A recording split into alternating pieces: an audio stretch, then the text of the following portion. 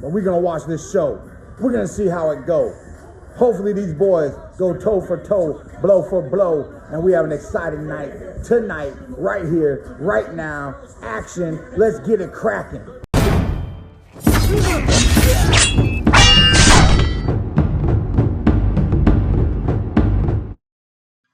What's going on, you guys? So Keith One-Time Thurman gives his thoughts on the Spence Ugas fight. As we know, Keith Thurman and Errol Spence Jr. has a little bit of history. One may say Keith Thurman and Ugas have history in a sense that, well, Ugas accomplished the task that Keith Thurman couldn't accomplish. And it was supposed to be originally Keith Thurman going into this fight with Errol Spence Jr. with that WBA belt, but it didn't turn out that way. Hit that like button for your boy. Give me that HBO special. That's to help a brother out special. We're in the road to 15,000 subscribers. So Keith One-Time Thurman gives his thoughts on the Spence Ugas fight. And yeah, Keith Thurman, you know, boxing fans wonder what's going on with Keith Thurman. When is he going to fight again? Every time Keith Thurman steps out of the ring, that's when the fans going to ask that question. When is Keith going to return? Because it's always some time since we see Keith Thurman, right? But he had quite a bit to say about the Errol Spence Jr. Dennis Ugas fight. Of course, he was paying close attention to that fight because he was hoping to get whoever was the winner of that fight.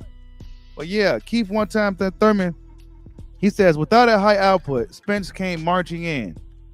I think he's an excellent tempo-based fighter from what I saw Saturday night.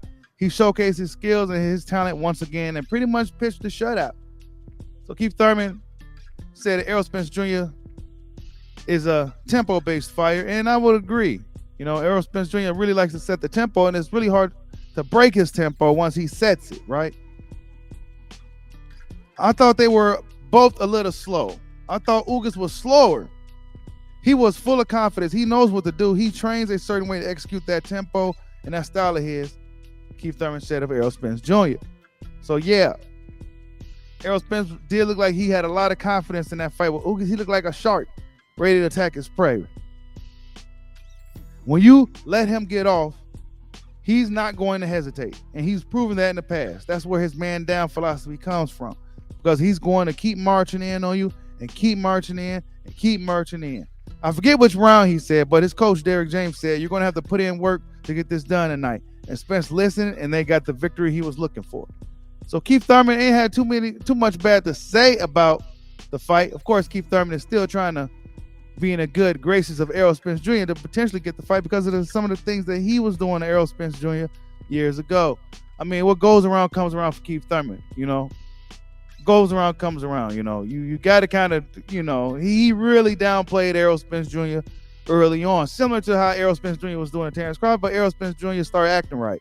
But Keith Thurman, he never really started acting right. He disappeared from boxing. He went up there and weaseled his way right into a Pacquiao fight. Then he lost everything he obtained in that Pacquiao fight, and now he has no leverage against the top guys today.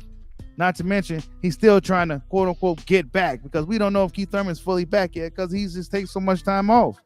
So, yeah, I don't think there's a lot of questions where Spence is at. He showed he's a world-class fighter, and he's one of the best welterweights in the world today. A lot of people talking about it. They mentioned that today in the gym. Somebody brought it up today. It's funny that it ended up being a highlight. I don't know where Spence's head is at. We're professional fighters, and we know the rules. Protect yourself at all times. And when the mouthpiece falls out, you continue to fight until the referee interjects. Yeah, he literally sat there, turned around, bent down like he had all the time in the world to get his mouthpiece and put it back in. Like almost like he just forgot he was in a fight. You know what I'm saying? That's what it looked like. It looked like Errol Spence Jr. for that brief moment forgot he was in a fight. He was worried about protecting his mouth. You know what I'm saying? You can't be making these type of mistakes, man. Your peers and your fellow rivals see this stuff, Errol. So he says this, continues. He says, so we all know the principles, but for whatever reason, he felt it was his job to pick up his mouthpiece and know where it's at. That look away cost him. A lot of spectators, the moment a fighter looks away, even spectators know, oh, he hit him. He got his check. He got his punishment for not paying attention and not protecting himself at all times. He says, Ugas came in with the 1-2, boom, boom, and knocked him back into the ropes.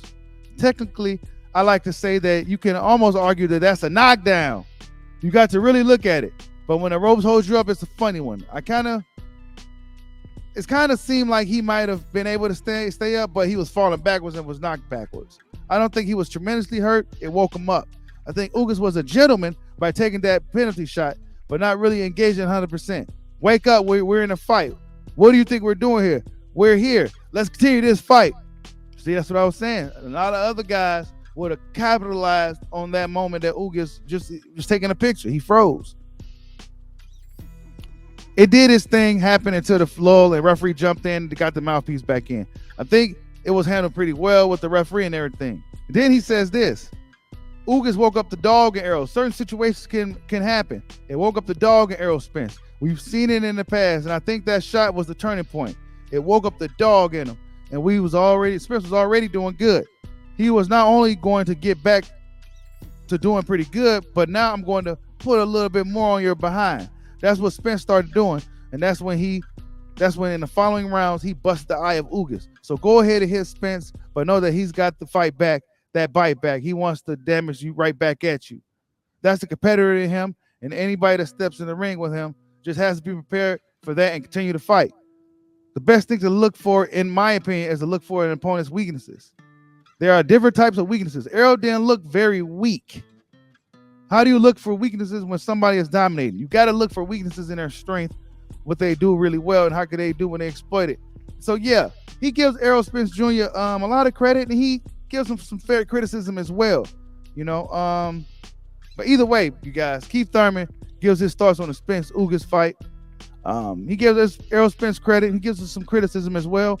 But for the most part, Keith Thurman was very fair in his analysis on what he saw in the fight with Ugas Ugas. I mean, let's be honest, a lot of guys, he would not be able to make that mistake against none of these other guys. They saw that moment, Ugas froze up, took a picture, he missed out on a big opportunity. So that's just what it is. And Errol Spence turned it up on him and got him up out of there. But yeah, Keith Thurman, one time Thurman, he's still trying to find a way to kind of get this fight. I don't think it's going to happen for him. Errol Spence Jr. shut the door on that fight, man. Errol Spence Jr. shut the door on that fight. Errol Spence Jr. said, you know what, man, Keith Thurman, you ain't getting the fight, bro, no matter what you say. But yeah, you guys, Keith Thurman gives his thoughts on Spence versus Ugas. Well, tell me what you guys think. Like, subscribe, holla at your boy. Peace out.